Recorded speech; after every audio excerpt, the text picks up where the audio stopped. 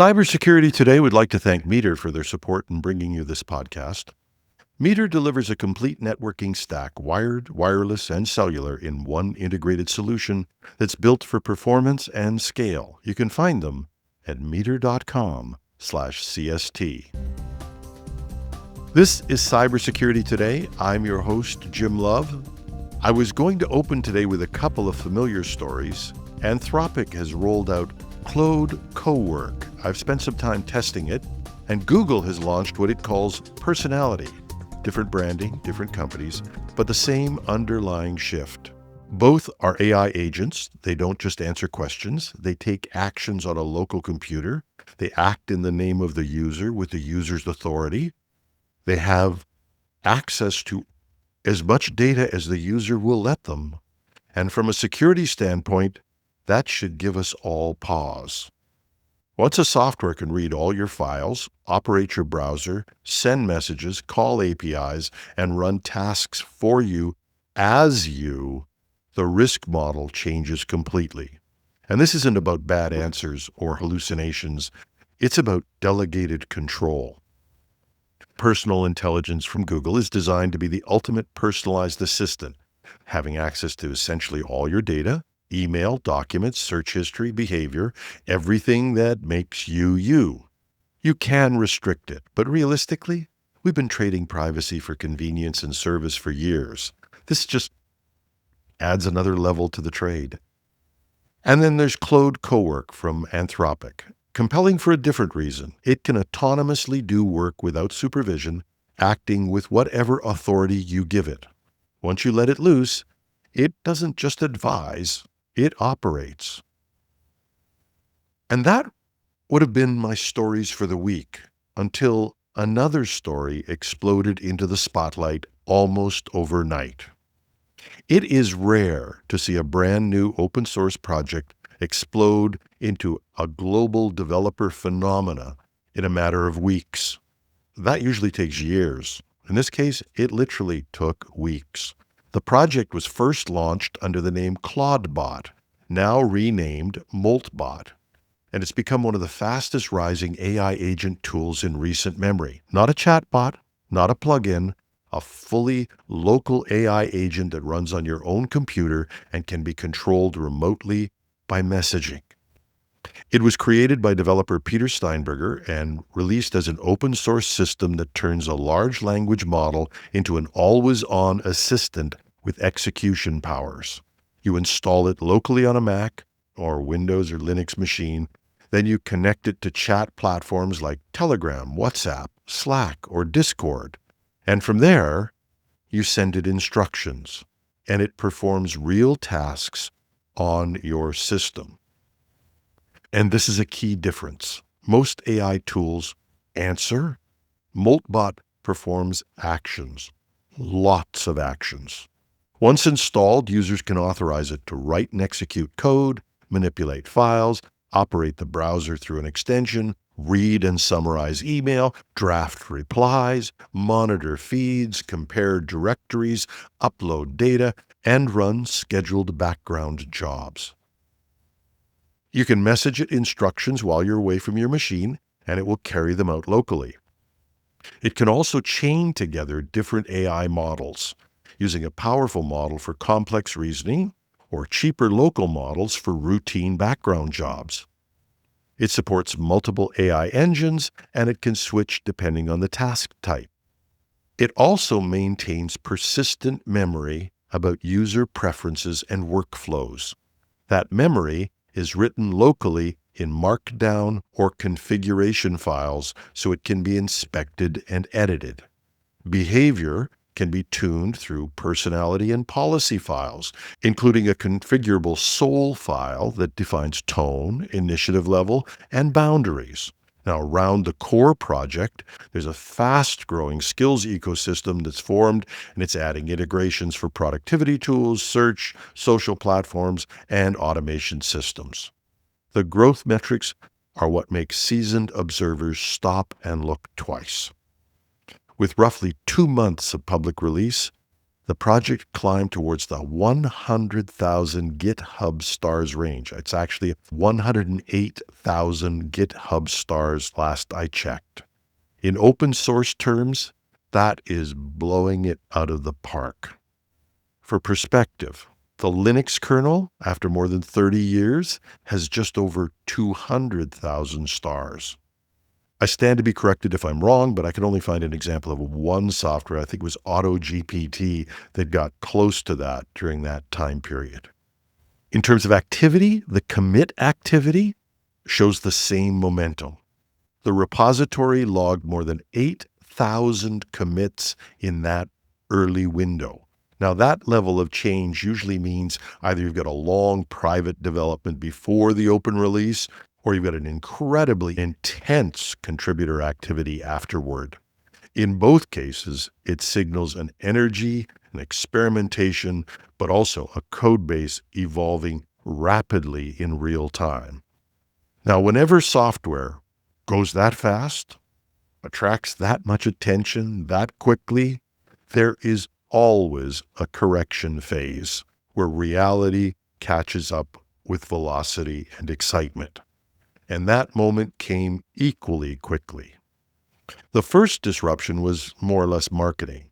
MoltBot's name and mascot closely echoed Claude branding from Anthropic. And Anthropic asked the developer, and I give them credit, they did it nicely. They didn't go to big legal threats. They just asked him nicely to change the name, and he did.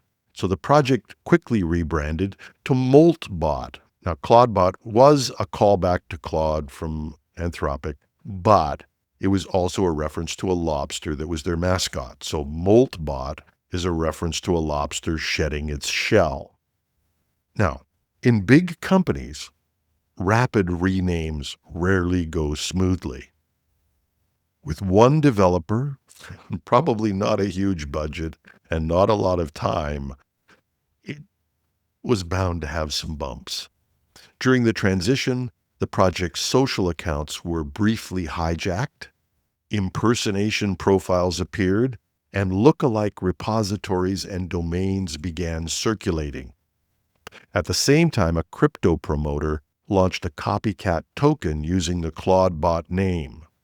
The tech and crypto press reported that token rose to a multi-million-dollar market value before it collapsed, taking the investors with it. The developer had to publicly come out and make a statement that says he had no association with this and he never would have anything like that associated with the project. So that's the marketing aspect of this implosion. But for cybersecurity professionals, this is where we need to shift tone a little, because under the covers, something else is happening. As promising as this technology is, it has some serious security concerns, and some of them are not simple bugs that can be patched. These are features, not bugs. This is how this class of AI agents works. Starting with the control model. MoltBot is action-driven software. It can execute real, complex operations, but it's not controlled with deterministic program logic. It's controlled by large language models, and these models are inherently vulnerable to hallucination, confusion, prompt injection, and instruction manipulation. And this isn't a coding flaw. This is how large language model reasoning works today. If an attacker can influence the inputs, they can influence the action. That's one piece. Second piece, researchers scanning the internet found many exposed MoltBot control panels, in some cases with weak or missing authentication. And because the system stores configuration, memory, and integration locally, often in readable Markdown or JSON, a breach can reveal credentials, tokens, workflows, connected services, and more. This design choice improves transparency and developer control, but it increases the blast radius if it's ever compromised. And Unlike many software breaches that could stay confined to data exposure, and that's bad enough, an agent system can create real-world consequences because it can act, sending messages, calling APIs, executing jobs. Misuse can translate into outward behavior.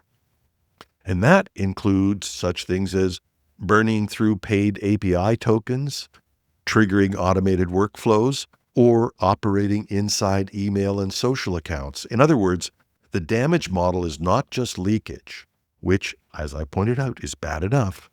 It's activity and action. Now, just on the cost side of it, I was watching one YouTube video of someone who was experimenting with this, and you had to see the look on his face when he saw his bill for tokens, because the token consumption for this can easily go into, and we talked about this, it can pick the right model for the right cost. It can also pick the wrong model. It can also chew up a lot of tokens. He was running tens of millions of tokens per day and getting some unexpectedly high API bills. When autonomy meets metered AI services, billing is also a security and governance issue, not just an operational one. Now, I led with this story because it went mega viral, and its growing pains are off the chart. But this is only the beginning. We talked about this in the intro. Google is rolling out personal intelligence-driven assistants tied to user data.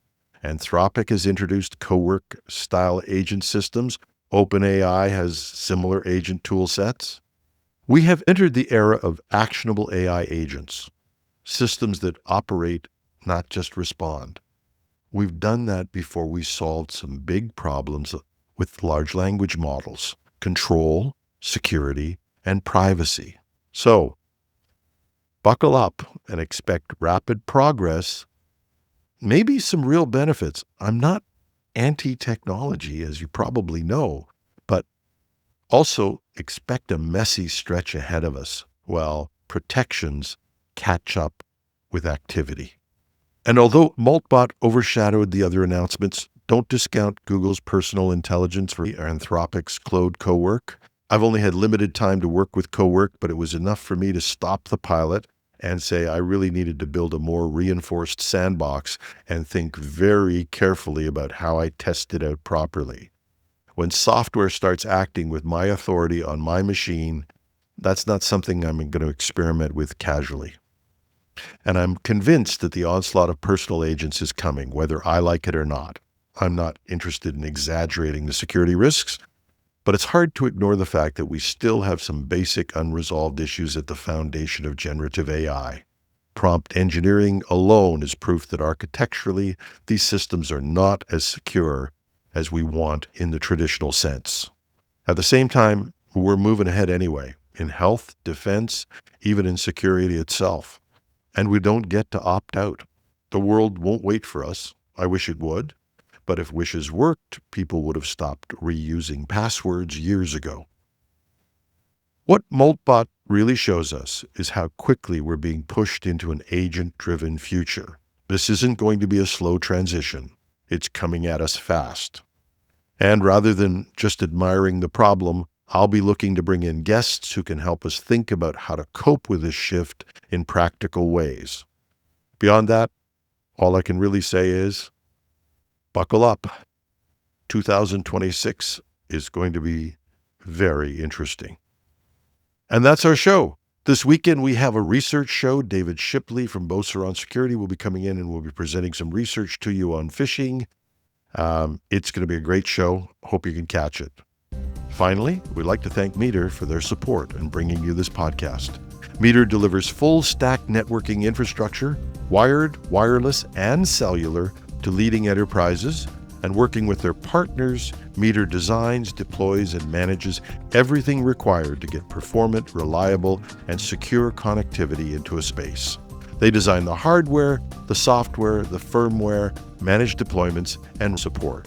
It's a single integrated solution that scales from branch offices to warehouses to large campuses and to data centers. Book a demo at meter.com/CST. That's meter.com/CST. www.actionable.com/CST. I'm your host, Jim Love. Thanks for listening.